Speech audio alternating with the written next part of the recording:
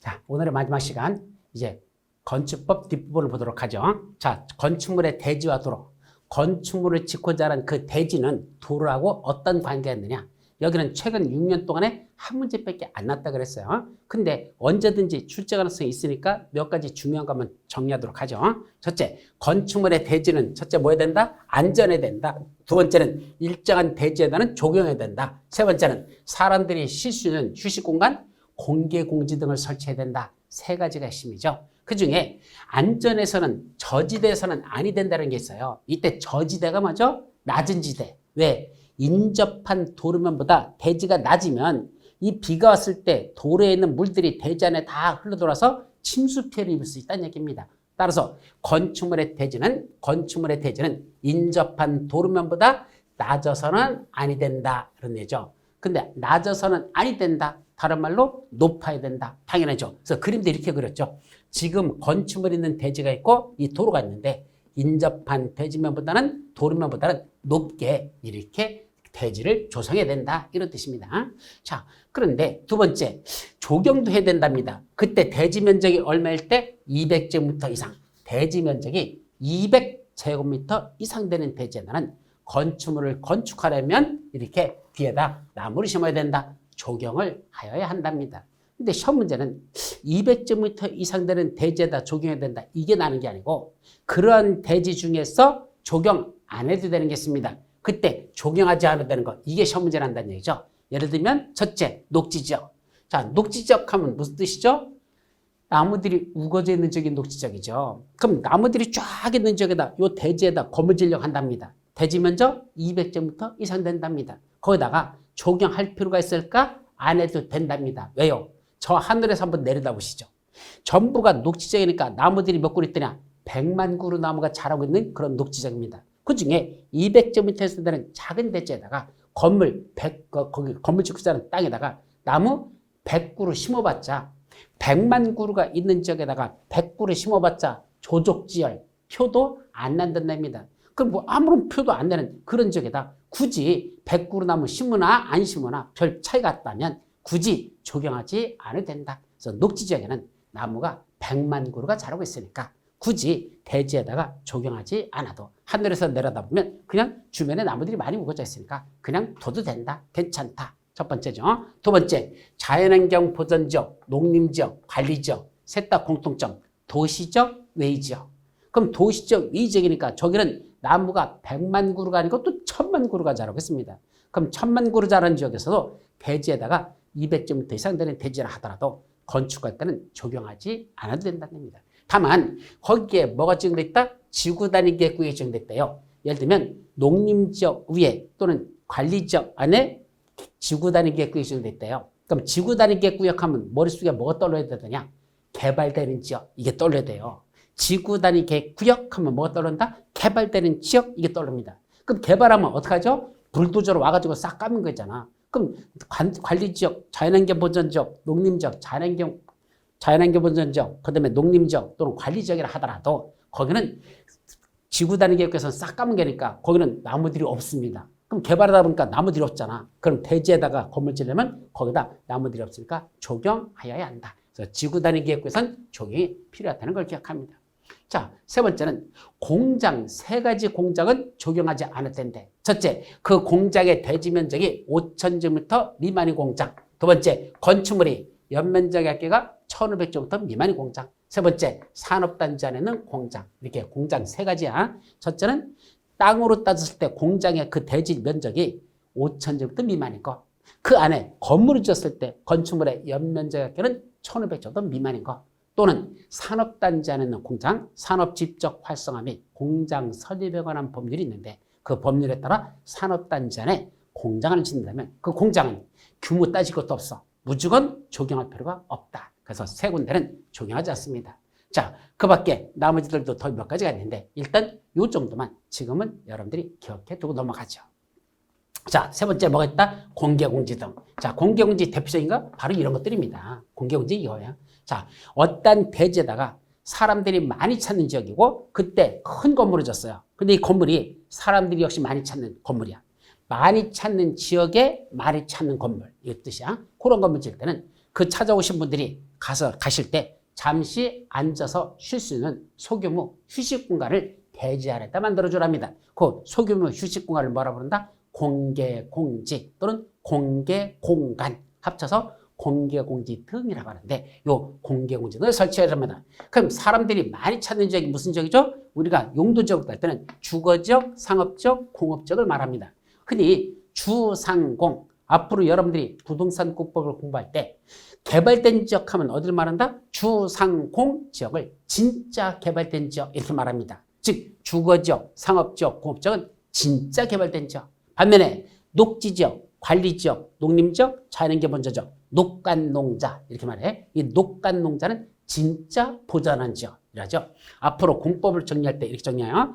자, 용도지역은 크게 보면 무슨 지역이다? 용도지역은 도시지역, 그 다음에 관리지역, 농림지역, 자연환경보전지역, 자연환경보전지역 줄여서 자보지역 이렇게 하죠. 그래서 용도지역은 크게 보면 도, 관, 농, 자 이렇게 해요. 도관, 농자. 용도지역은 크게 네 가지가 있더라. 도관, 농자. 다시 한번 도시지역, 관리지역, 농림지역, 자연환경보전지역 암기하셔야 됩니다. 그 중에 이 도시지역은 다시 쪼개지죠. 뭐로 쪼개지죠? 도시지역은 또 네 가지로 나눠져요. 주거지역, 상업지역, 공업지역, 녹지지역, 주상공록, 주거지역, 다 쓰자. 주거지역, 상업지역, 공업지역, 녹지지역 이렇게 네 수로 나눠지죠. 이래놓고 자 그러면 법은 우리 부동산 공법은 어떤 식으로 서술하겠다냐? 도시지역을 뭐라죠? 이걸 도시지역을 개발되는 지역, 개발되는 지역 이렇게 되죠. 그래놓고 나머지 관농자 지역 이 셋을 뭐라 부른다? 이걸 보전하는 지역 이렇게 해요. 개발되는 지역, 보전, 개발하는 지역으로 쓰자. 개발하는 지역, 여기는 보전하는 지역. 이걸 크게 용도지역을 둘로 나눠서 개발하는 지역은 도시지역이라고 하고 보전하는 지역은 관농자 지역이라 이렇게 말하죠. 그럼 이거로 끝날까? 아닙니다. 여기에 하나를 더 붙였어요. 어떻게 했죠? 그 중에 다시 주상공 이렇게 셋을 묶어가지고 요 주상공 얘들을 뭐라 한다? 이걸 진짜 개발하는 지역 이렇게 말하고 진짜 개발하는 지역은 그 중에 주상공업 지역이 진짜 개발하는 지역이고 그럼 나머지 요 녹지 지역부터 묶어서 녹관농자 이렇게 묶어버려요. 이렇게 녹관농자 이렇게 묶어가지고 이런 지역을 뭐라 부른다? 이런 지역을 묶어서 진짜 보전하는 지역, 보전하는 지역 이렇게 우리가 표현할 수 있다는 거. 공법은 이렇게 두 가지를 우리가 서술하고 있다는 걸 조심하시기 바랍니다. 그러니까 진짜 개발한 지역과 진짜 보전하는 지역을 나눈다면 주상공 진짜 개발되는 지역, 녹관농자 진짜 보전한 지역, 도시지역 개발한 지역, 관농자 지역 보전한 지역.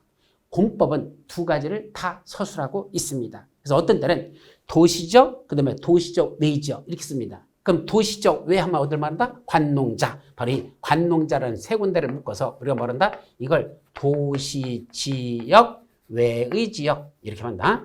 이렇게 표현한다는 거. 도시적 외의 지역 이렇게 말하죠. 그래서 도시적 외 하면 관농자. 도시적 외의 지역 관농자. 그리고 개발, 보전 이렇게 나누기도 하고 어떤 때는 주상공, 녹관농자 이렇게 둘로 나누고 진짜 개발한 지역, 진짜 보전한 지역 이렇게 나누죠. 공법은 흐름이 두 가지를 개발과 보전을 저렇게 용도지역을 두 가지를 다 서술하고 있다. 어떤 때는 도시지역과 도시지역 위지역 나눠가지고 도시지역, 관농자지역 이렇게 나누고 어떤 때는 주상공, 그 다음에 나머지 녹관농자 이렇게 나누는 방법도 있더라. 두 가지가 다 있어요. 자, 이걸 먼저 기억해두면 나중에 공부할 때 많은 도움이 될 겁니다. 그 중에 주상공업지역이 진짜 개발된 지역이잖아. 그 중에서도 일반 주거지역, 준주거지역 여기에는 공개공지를 확보해야 되는 대상 지역이고 전용 주거지역에는 확보하지 않습니다. 또 상업지역은 모든 상업지역에는 다 공개공지를 확보합니다. 반면에 공업지역 중에서는 준공업지역에만 공개공지 등이 확보되고 전용공업지역과 일반공업은 공개공지를 확보하지 않습니다. 바로 저런 지역에서만 공개공지를 확보한다 이 말입니다. 그런데 용도지역상 여기거든요. 일반 상업지역입니다. 그럼 일반 상업지역은 상업지역이기 때문에 당연히 공개공지 확보해야 되죠. 근데 어떤 건물은 공개공지를 확보하고 어떤 건 안 합니다. 같은 상업지역 안에 있다고 모든 건물이 다 공개 문제를 확보하는 게 아니고 그 중에 어떤 것들 바로 이런 업종들 운수 시설, 숙박 시설, 업무 시설, 판매 시설, 문화 및 집회 시설, 종교 시설 운수, 숙박, 업무에 종사하는 버스 기사가 판문총을 5,000번 울리는 지역 뭐 이런 식으로 남겨요. 운수, 숙박, 업무에 종사하는 버스 기사님이 뭐를 판문종이라는 종을 하루에 몇 번 울린다? 5,000번을 울린대요. 그게 운수시설, 숙박시설, 업무시설, 판매시설, 문화 및 집회시설, 종교시설 그것들은 바다 면적이 얼마 때? 5,000제곱미터 이상일 때. 그럴 때는 뭐가 필요하다고? 바로 공개공지를 그런 건축물에는 확보합니다. 다만 판매시설 중에 안 하는 게 있어요. 농산물 유통시설. 여러분 농산물 유통시설이 뭐죠? 바로 가락동 농산물시장. 자, 가락동 농산물시장 가보십시오. 거기 어떤 함락들 뭐죠? 돛대기 시장이라고 그러죠. 뭐 말도 못해요. 농산물하고 그 수산물 있잖아요. 그 거래하느라고 그 사람들이 왔다 갔다 하고 있고 거기 막 짐수레 막 왔다 갔다 하고 있는데 거기다 뭐 앉아서 쉴 수 있는 공간 그런 거 만들 여지가 없습니다. 거기는. 따라서 가락동 농산물시장에 가봐라. 공개공지 없다. 이건 머릿속에 넣으라는 얘기입니다. 그래서 판매시설 중에 농산물 유통시설, 가락동 농산물시장 거기는 공개공지가 없다라는 것 그렇게 정리하시면 됩니다. 어쨌든 이러한 지어서 이러한 파란 지역 안에 이러한 업종이 들어올 때는 그때는 뭐가 필요하다? 공개공지를 그 대지에다가 확보해야 한다. 이런 뜻이죠. 자, 이제 대지와 도로의 관계에서는 원칙적으로 건축물의 대지는 도로에 2m 이상 접해야 한다. 무슨 말이죠? 여기 대지가 있고 도로가 있잖아. 그럼 요거 접하는 거, 접한다는 게 요거야. 요거서 요까지 접하는 요게 몇 미터가 된다? 2m 이상이 돼야 이 차량이 대지 안으로 들어갈 수가 있다는 얘기입니다. 보통은 승용차 같은 걸 기준으로 사이드미러와 사이드미러 있죠? 그 사이 이 길이가 이게 폭인데 이 폭이 얼마 되는지 아십니까? 보통은 1m 85가 일반적입니다. 요새는 큰 차들이 많이 나와가지고 막 2m까지 가까이 가는데 보통은 1m 85 정도가 이 사이드미러와 사이드미러 간의 폭을 말한다. 요거 따라서 자동차가 승용차가 일반적으로 대지 안에 들어가려면 몇 미터는 되대? 2m 이상은 접해야 대지 안에 차량이 들어갈 수 있다. 그래서 원칙적으로 2m 이상 접해야 된다. 이 소리입니다. 그럼 여러분들이 배운 건축물을 짓고자 하는 대지는 도로에 2m 이상 접해야 그게 맹지가 아니란 얘기입니다. 그럼 접하긴 접했는데 1m밖에 못 접했어. 원칙적으로 그거 맹지입니다. 그래서 우리가 흔히 말하는 맹지라는 건 도로랑 접하지 않았다 해서 다 맹지가 아니고 그게 아니고 2m 이상 접하지 아니할 때 그게 맹지예요. 정확히 말하면.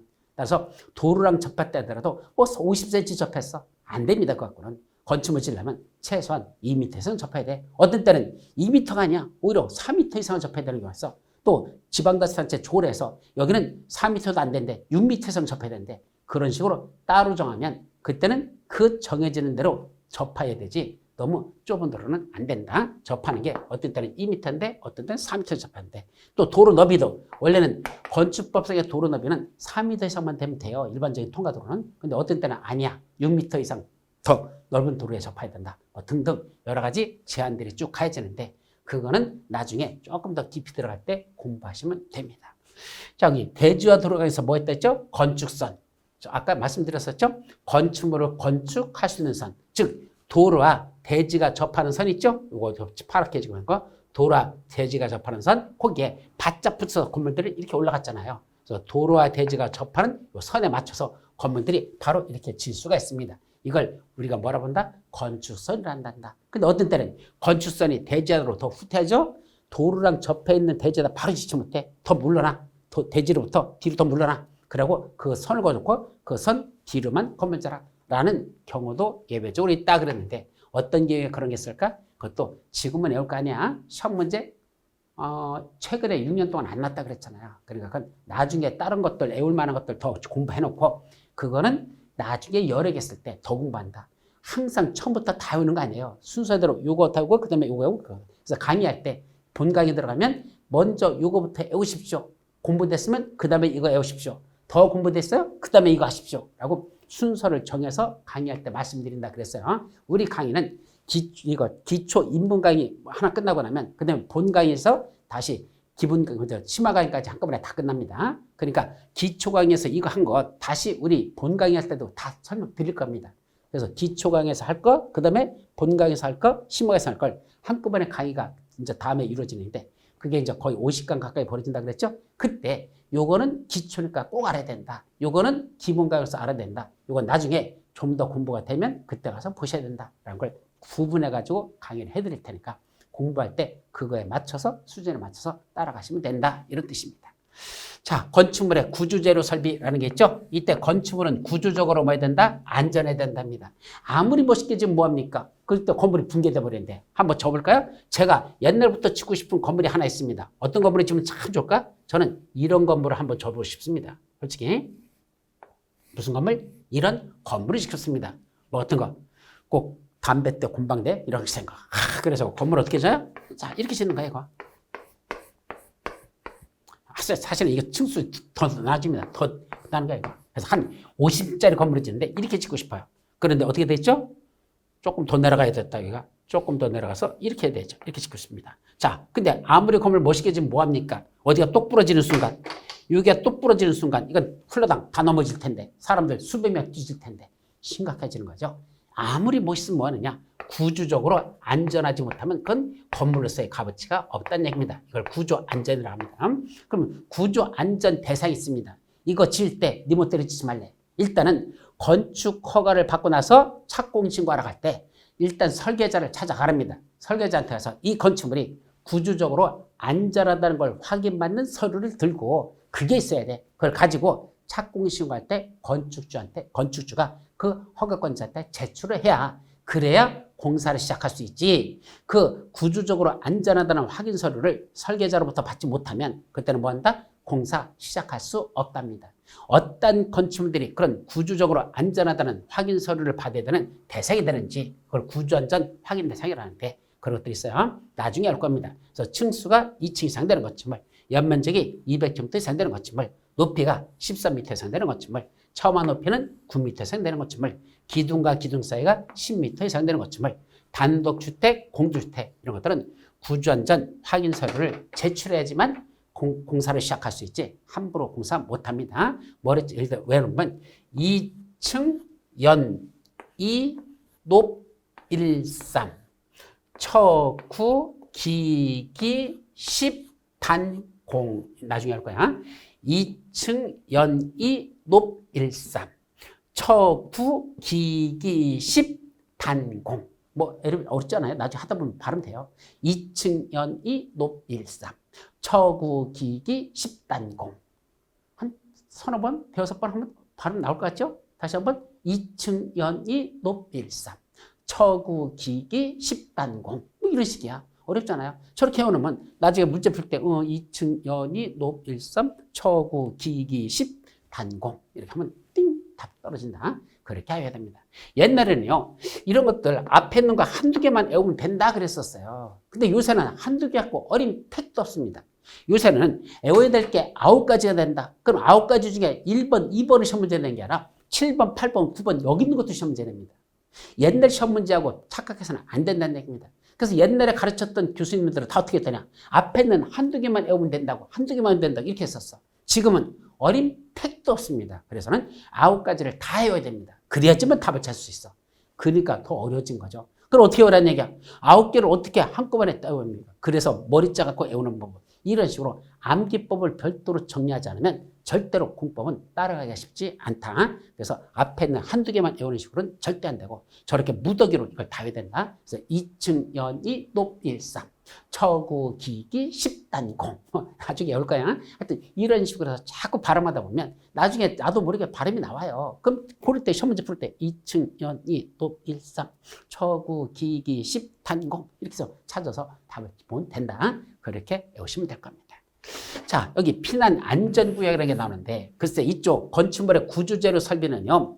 시험 문제가 워낙 범위가 넓다 아까 말씀드렸어. 그래서 올해도 여기 있는 거 안 났어요. 우리 기본세 있는 것도 없어요 사실은. 그래서 아예 기본세도 이번 안 나눴어. 왜? 30년에 꼭 한 번 나는 것들만 꼭 여기서 내더라고. 그럼 30년에 한 번이니까 매년 새로운 것이 하나씩 나. 그 새로씩 나는 걸 그걸 어떻게 오느냐고 그걸. 그러니까 그런 것들은 외우지 말고 그래도 이것들은 그래도 반복적으로 시험 문제 났던 것들이야. 한 번이나 두 번, 세 번씩 났던 것들 그것만 써놓은 거지 혹시 또 낼까 해가지고 외울 수 있는 건 아니다. 기본적으로 이런 건 자주 나는 거니까 여기서 이겁니다. 이때 피난 안전구역이 뭔지 개념 정리만 하고 들어갑니다. 바로 여기입니다. 여기 이게 뭐죠? 요 건물. 여기서 많이 봤죠? 꼭 포탄같이 생긴 거. 이 포탄같이 생긴 게 뭐죠? 바로 롯데월드입니다. 여러분들 송파구 저기 보면 롯데타워 있죠? 그 롯데타워 건물이 이렇게 생겼어요. 사실은. 근데 이 롯데타워 중간중간에 보면 여기 22층, 40층, 60층, 80층, 102층. 이게 뭐가 있단다? 중간중간에 피난안전구역, 피난안전구역, 피난안전구역이 하나, 둘, 셋, 넷, 5군데가 있어요. 그래서 22층, 40층, 60층, 80층, 102층. 이게 피난안전구역이라는 층이 있습니다. 그 층에 가보십시오. 뭐라 써있는지 아십니까? 여기 써있죠. 여기는 피난안전구역입니다. 라고 돼 있죠. 여기는 피난안전구역이라 그 층에 가보면 있어요. 거기 가면 뭐가 있을까? 예, 제세동기. 요새는 심장 충격기라고 그러죠. 심장 박동 충격기. 이 심장 멈췄을 때 그거 뛰라고 전기 자극 줘가지고 하는 것처럼 그런 것들이 거기 있어요. 이번에 우리 용산 참사 이번에 생겼죠? 이태원에서 그 이태원에 그러니까 사람들이 그냥 막 이렇게 CPR 가는 거 그거로도 하는데 그거보다는 전기 충격 주는 게 훨씬 더 좋은 거거든요, 사실은. 근데 급하니까 없으니까 이제 손으로 할 수밖에 없었는데 어쨌든 이런 것들이 어디 가면 있단다? 저기에 바로 화재가 났을 때 사람들이 질식했잖아. 그래서 숨을 못 쉬고 있잖아. 그러면 빨리 심장을 뛰게 해야 되니까 거기 심장 박동 충격기라는 게 여기 있어요. 그걸 다른 한자 속으로는 제세동기라고 하는데 요새는 제세동기란 말 거의 쓰잖아. 근데 여기는 제세동기라고 써 있더라고. 잘못된 거야. 심장 박동 충격기 뭐 이렇게 써요. 그래서 그걸 저기 설치되어 있으니까 그걸 하고 방독면 같은 마스크도 있고 그러니까 그런 것도 써도 되고 또 거기서 지상으로 내려가는 이 짓도로 내려가는 거기 승강기도 있어요. 그래서 그 승강기 타면 밑에까지 내려갈 수 있습니다. 이 승강기는 여기 전체 들어오는 전기하고 분리되어 있습니다. 따로 전기를 써요. 다시 말하면 일반적으로 화재나면 제일 먼저 나가는 게 전기입니다. 근데 여기는 이 승강기 전기는 안 나갑니다. 왜 그런지 아십니까? 벽 속에 따로 전기가 있습니다. 이 속에 있는 거야 불나버리면 속에 있는 거 다 타버리지만 이 벽 속에다가 정중앙에 파이프라인을 집어넣고 그 속에다가 전선을 집어넣고 그거로 승강기를 가동시킵니다. 그러니까 별도로 공급되는 전기죠. 그러니까 승강기가 그렇게 쉽게 멈추지 않고 상당 시간 동안은 전기가 나갔어도 그건 작동을 할 수 있다는 얘기입니다. 그런 승강기가 이 속에 있어가지고 그 층에서만 탈 수 있어. 다른 층에서 못 타요. 피난안전구역에서 타가지고 피난층, 지상층까지 내려가서 대피할 수 있으니까 여러분들이 만약에 롯데월드 같은 데 갔을 때 화재가 발생하면 어떻게부터 한다? 바로 피난안전구역에 몇 층에 있는지 이건 알고 가셔야 된다는 거죠. 그 층수에 도달해가지고 거기서 피난안전구역 하셔서 승강기 타고 내려가거나 아니면 거기서 구조될 때까지 기다리고 있으면 된다. 거기는 각종 시설들이 설치되어 있다. 아셨죠? 그게 실무선 중요한 거죠.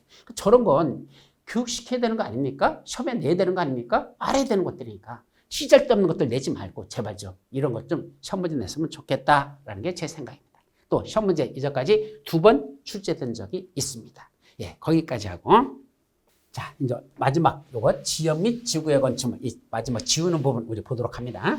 여기 지워놓고 마지막 부분 보도록 하죠. 자 여기서는 이제 뭘 보여야 되냐면 지연 및 지구의 건축물에서는 첫째 뭐가 있느냐면 면적 및 높이 제한이 있는데 이때 면적 제한인 게 뭐냐면 세 가지예요. 원래는 용도 지역별로 첫째 뭐가 있더냐 건폐율 제한이 있었죠. 21개 용도 지역마다 대지안에다 건물을 짓는데 너무 뚱땅하게 넓게 짓지 말라. 여기는 건폐율 몇 퍼센트 이하로만 해야 되지 대지안에다 넓게 짓지 못하는 거 무슨 제한? 건폐율 제한. 반면에 대지안에다 건물 짓는데 너무 쭉쭉빵빵으로 짓지 말래. 너무 그 바다면적인 연면적이 너무 커서는 안 되는데 그걸 용적률 제한. 또 건축물이 있는 대지를 뭐라는데 분할한대요. 자, 건축물이 있는 대지를 분할한다는 건 이미 대지 안에 건물이 있었는데 그걸 한 필지를 두 필지로 나누겠대. 건물 있는 대지를 나누겠대. 이거 용도지역별로 너무 작게 분할해서는 안 된다. 분할되는 면적이 일정 면적 이상 돼야 된다. 이걸 대지의 분할 제한이라고 표현하죠.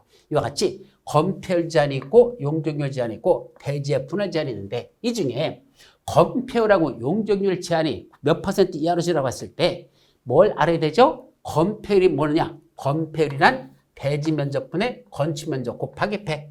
용적률이란 대지 면적분의 연면적 곱하기 100이라고 뭐 할 때 국토의 계획 및 이용에 관한 문들 첫 번째 날에 용도 지역에 관해서 설명드릴 때 그때 대지 면적분의 건축 면적, 대지 면적분의 연면적 곱하기 100이 각각 건폐율 용적률이라고 그랬었죠. 그럼 건폐율 용적률이 몇 퍼센트인지 구하려면 뭘 알아야 돼? 대지 면적을 알아야 되고 그 다음에 건축 면적을 알아야 대지 면적과 건축 면적을 알아야 건폐율을 구할 수 있고 대지 면적과 연면적을 알아야 용적률을 구할 수 있다라 이 말입니다.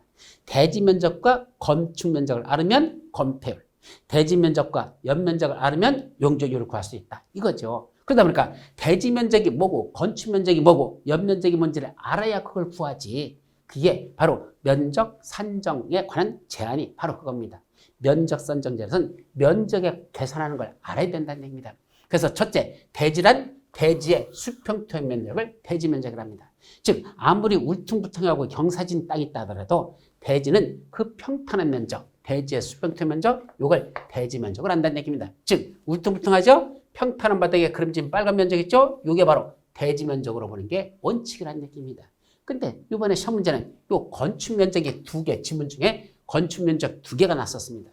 그럼 건축 면적에 포함되는 것, 건축 면적에 포함되지 않는 것 이걸 냈었거든요. 그 중에 우리 지하층으로 내려갈 때 경사로 있죠. 자동차가 지하층으로 내려가려면 경사로 있죠. 요 경사로는 즉 우리 지하층으로 내려가는 경사로 이거는 뭐에 속하지 않는다? 건축 면적에 포함되지 않는다. 그게 이번에 시험 문제가 났었는데 어쨌든 건축 면적이라는 건 한마디로 말하면 외벽의 중심선으로 둘러싸인 수평토의 면적.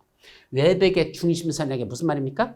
건물의 가장 바깥쪽에 있는 벽을 뭐라고 한다? 외벽. 그 벽 두께도 있죠? 그 벽 두께 바깥쪽을 외부선, 가운데를 중심선, 벽의 안쪽, 요 보이는 여기를 내부선 그럽니다. 그럼 내부선이 있고 중심선이 있고 바깥쪽 외부선이 있습니다. 그 중에 외벽의 중심선을 따라서 쭉 해서 내붙이면 요 면적을 뭐라 한다? 이걸 건축 면적이라 하죠. 그래서 건축 면적을 알고 싶으면 어디서 봐라 그랬죠? 하늘에서 내려다보면 됩니다. 높은 하늘에서 이렇게 내려다보면 뭐가 보인다? 건축물의 가장 바깥쪽 벽이 보이고 그 건축물의 가장 바깥쪽 벽에 둘러싸인 면적 바로 요거 지금 그림자 이 면적 요것을 우리가 건축 면적으로 표현하자 이 말이죠. 근데 어떤 때는 건축 면적에 포함되는 게 있고 어떤 때는 건축 면적에서 제외되는 게 있습니다. 그거를 따져서 외워라. 한두 개가 아닙니다. 내용들이 쫙 이렇게 들어있어요. 근데 거기서 요번에 지하층으로 내려가는 경사로 요거는 건축에서 제외된다는 요것이 우리 기본서 책에도 들어있어요. 네, 그게 이번 시험 문제에 났었죠. 자, 두 번째. 그럼 건축 면적보다 중요한 게 뭐죠? 바로 바닥 면적입니다. 건축 면적은 정말로 오랜만에 이번 33회 시험 문제 난 거고 그 지문 중에 근데 실제로 시험 문제는 바닥 면적에 관한 게 시험 문제는 훨씬 많이 납니다. 이번에도 바닥 면적에 관련된 지문들이 몇 개가 났는데 하여튼 바닥 면적이라는 개념은 반드시 여러분들이 외우셔야 됩니다. 자, 여기서 오늘 강의에서 꼭 알아야 될 게 마지막 이쪽이에요. 첫째, 바닥 면적이라는 말이 나오고 또 뭐가 나올까? 연면적이라는 말이 나오고요. 그 다음에 연면적의 합계란 말이 나오고 그래서 바닥 면적, 연면적, 연면적의 합계 이런 개념들이 지금부터 구분됩니다. 자, 첫째, 바닥 면적이란 건축물의 각 층 또는 그 일부로서 벽, 기둥 등의 중심선으로 둘러싸인 부분의 수평토의 면적. 무슨 말이죠? 건축물의 각 층 또는 그 일부 그랬습니다. 그럼 각 층이란 말과 일부란 말의 차이가 뭐죠? 건축물의 각 층이란 1층, 2층, 3층, 4층 이게 각 층이죠. 그럼 1층 바닥 면적, 2층 바닥 면적, 3층 바닥 면적, 4층 바닥 면적 층별로 바닥 면적이 있을 것입니다. 또 하나 있죠. 그 일부로서 벽, 기둥 등의 중심선으로 둘러싸여 있다. 자, 일부란 한 개 층의 일부를 벽이나 기둥 등으로 둘러싸여 있답니다. 바로 여기 우리 현재 촬영하고 있는 이 강의실 보십시오. 이 강의실 현재 벽으로 다 이렇게 둘러싸여 있잖아요. 이 벽으로 둘러싸여 이걸 뭐라 부른다? 강의실 바닥 면적을 합니다. 자, 밖에 나가면 사무실 바닥 면적 이렇게 따지죠. 그러다 보니까 여기에 강의실 바닥 면적 있고 사무실 바닥 면적 있고 이렇게 나눠진다는 얘기입니다. 자, 그러다 보니까 그 한 개 층의 일부를 일정한 목적으로 쓰려고 벽이나 기둥의 중심선으로 둘러싸인 이것도 하나의 바닥 면적이 된다는 얘기입니다. 결국 바닥 면적은 하나가 아니고 두 가지다. 이게 핵심이야. 바닥 면적은 한 가지가 아니고 두 가지다. 뭐뭐 있다? 첫째, 각 층별 바닥 면적 있죠. 지금 말한 각 층별 바닥 면적, 1층 바닥 면적, 2층 바닥 면적, 3층 바닥 면적, 4층 바닥 면적. 아니면 그 일부를 한 개 층의 일부, 여기 2층의 일부를 뭐로 쓴답니까? 여기 공인중개사 학원으로 쓰겠답니다.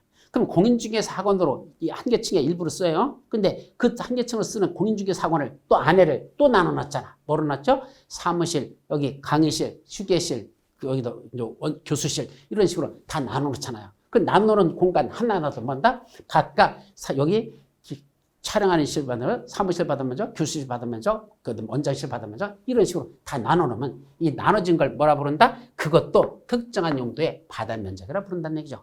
한 계층의 일부를 이렇게 나눠놓고 이것도 바다 면적, 바다 면적, 바다 면적, 바다 면적 이렇게 돼 있죠. 그러면 층별 바다 면적이 있고 특정한 용도로 쓰기 위한 바다 면적들이 있다는 얘기입니다. 이때 잘 들어요.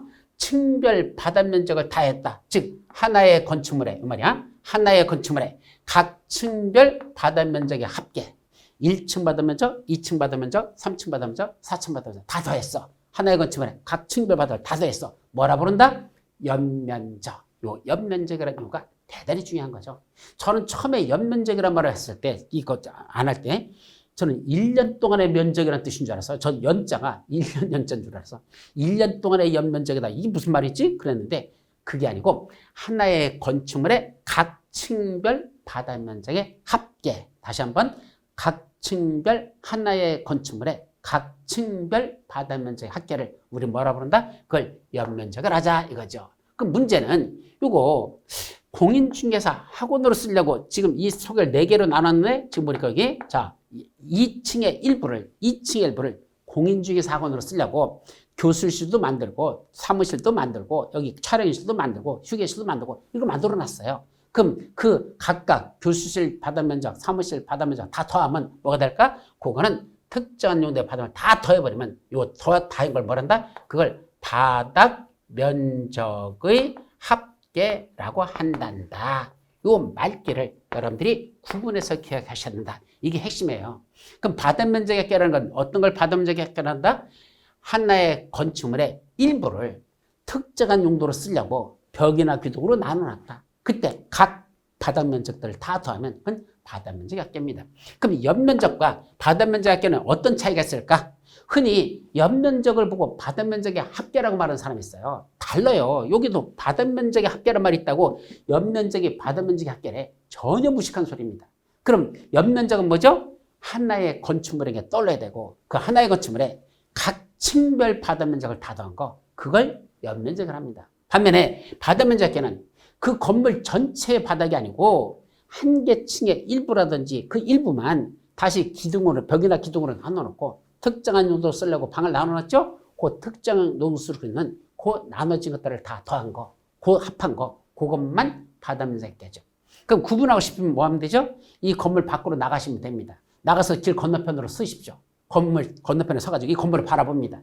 이 건물 전체를 바라보면서 그때는 저 건물의 연면적이 1000제곱미터다라고 얘기해야 됩니까? 바다 면적의 합계가 1000제곱미터라고 얘기해야 됩니까? 밖에서 건너편에서 건물을 바라보고 있다 그랬어요. 건물 전체를 바라보면서 저 건축물의 연면적이 1000제곱미터라고 말해야 됩니까? 바다 면적의 합계가 1000제곱미터라고 해야 됩니까? 그때는 연면적 1000제곱미터라고 해야 됩니다. 그래야 전체 건축물의 각 층별 바다 면적을 다 더한 게 되는 것이죠.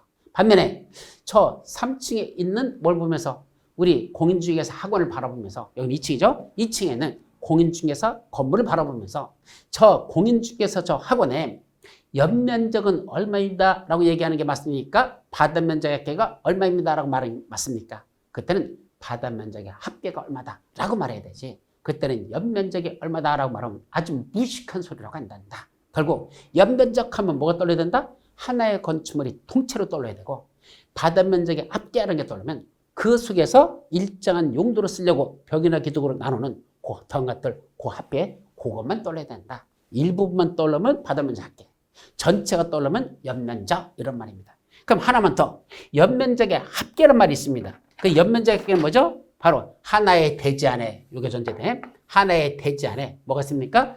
101동, 102동 건물이 2개 동이 들어있습니다. 그럼 이때 이 한 개 동에 연면적이 있을 것이고 또 한 개 동에 연면적이 있겠죠? 그 연면적과 연면적을 더하면 그걸 뭐라 본다?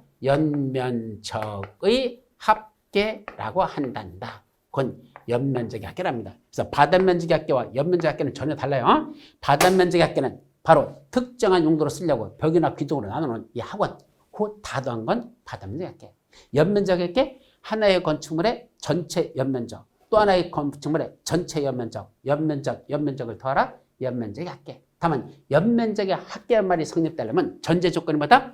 하나의 대지 안에서 란 말이 먼저 들어간다는 거. 하나의 대지 안에서 말이 반드시 들어간다는 거. 그래야 연면적의 합계말이 나온다. 그래서 여기서 이제 용어 정의에서 뭐가 나왔었죠? 다시 한번 대지 면적이라는 개념이 있고, 그 다음에 건축 면적이라는 개념이 있고, 바다 면적의 개념이 있는데, 이 바다 면적이 둘로 나눠진다. 각 층별 바다 면적이 있고, 한 개 층의 일부만 쓰는 바다 면적이 있는데, 그때 각 층별 바다 면적을 다 더하면 연면적이라 부르고, 각 층별 바다 면적을 연면적이라고 하고, 특정한 용도로 쓰려고 나는 바다 면적의 합계는 바다 면적의 합계라고 하자. 그래놓고 다시 한번 한 개 대지, 하나의 대지 안에 건물이 2개 동 이상이 있다면 이 2개 동의 연면적을 더했을 때 그걸 합쳐서 연면적의 합계라고 한단다. 이런 개념 정리는 여러분들이 꼭 알아둬야 앞으로 진도 나가면서 어떤 때는 연면적 얼마, 어떤 때는 연면적의 합계 얼마, 어떤 때는 바다 면적의 합계 얼마, 어떤 때는 바다 면적 얼마 수없이 튀어나오거든. 근데 이 말이 그 말 같고 저 말이 같고 맨날 뒤집어집니다. 아시겠죠? 그래서 이건 나중에 좀 더 그리공법에서 정확하게 숙제가 나올 테니까 그때 다시 한번 숙제하도록 하고 이런 식으로 개념이 나눠진다. 기억해 두도록 합니다. 자, 이제 특별건축구역이라는 게 나오는데 이번에도 특별건축구역 시험 문제 났어요. 그래서 이 높이 제한에 관한 건 뭐 시험 문제 뭐 한 6, 7년에 한 번 날던 그러니까 별로 중요하잖아. 다만 높이 제한 중에서 뭐는 외우는 게 있더냐? 층수와 관련된 게 있어요. 높이 제한에서 나중에 뭐가 나온다? 층수와 관련된 거, 층수 제한에 관한 거. 그래서 층수 산정하거나 층수 제한하는 게 있는데 그 층수와 관련된 건 나중에 따로 정리할 거니까 그때 한번 보도록 하고 특별건축구역이란 바로 어디다냐? 이게 떠올라야 됩니다. 앞으로 특별건축구역이면 어디다 떠오른다? 저 건물입니다. 저게 뭐 어디예요? 이거? 혹시 아시는 분 있어요? 건물이 다 붙어 있어. 전부 다 이렇게 붙어가지고 그냥 뱀켜 가듯이 건물이 다 붙어서 이렇게 만들었어. 어디죠?